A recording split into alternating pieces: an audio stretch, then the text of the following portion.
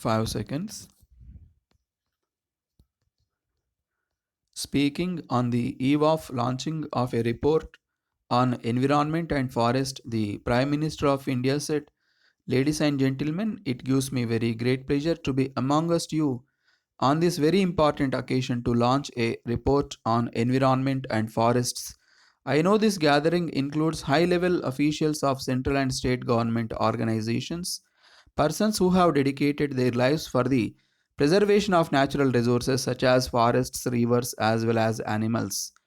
The report is an annual feature of the Ministry of Environment and Forests with a view to monitor and revise various measures taken by the Government of India to strengthen the policy pertaining to environment and forests of the country.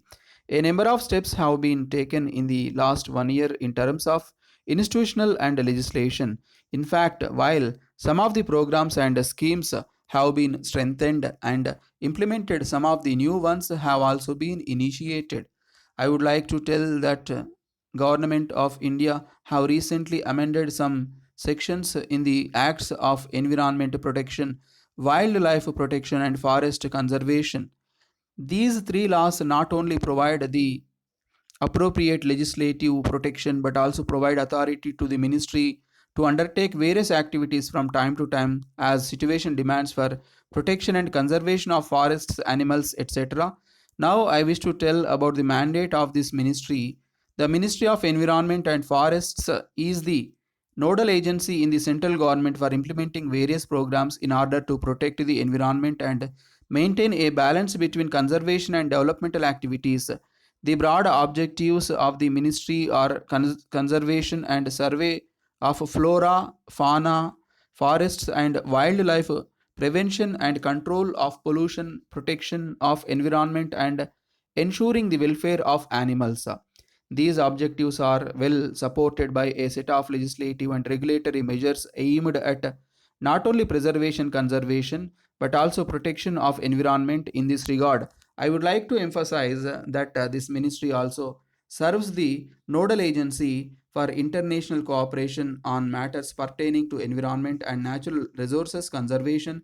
During this year, a number of steps have been taken, such as Green India Mission, Mission Clean Ganga. As far as Green India Mission is concerned, this government, as part of the country's national action plan for climate change, have started this program, and considerable amounts were allotted in the budget for this purpose. The main objects in implementing this mission is to increase forest and tree cover and improve the quality of forest cover. No doubt it will not only help in improving ecosystem and also improve forest based livelihood services.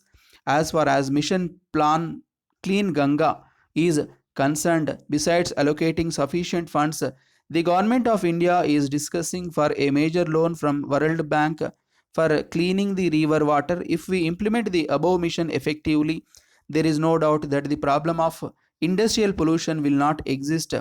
I would like to tell in this regard that a dedicated cell has been set up for inspection and monitoring of industrial units discharging effluents into the river Ganga. The Government of India has constituted, under the chairmanship of the Prime Minister, a joint committee to review the implementation of the objectives of the above two missions. In this regard, I wish to tell that a plan of action for the coming year is also prepared, which includes preparation of state action plans on climate change in tune with the strategy outlined in the National Action Plan on Climate Change, strengthening of integrated development of wildlife and providing adequate funds and training to forest personnel is also included as one of the priority items in the plan of action. In this connection, it is not out of place to mention here that India is progressing in fields like science and technology, agriculture, and other service related sectors. My government is committed to the welfare of the common people, and there will not be any doubt that the policies which we are taking and implementing are not the policy of our party. It is the policy which we framed keeping in view the needs the common people. My government is always in favor of a decentralization concept. Lastly, I would like to appeal to all the scholars, scientists, and high officials who are present here to give their valuable suggestions for the preservation of the environment and forest and its allied issues. Thank you.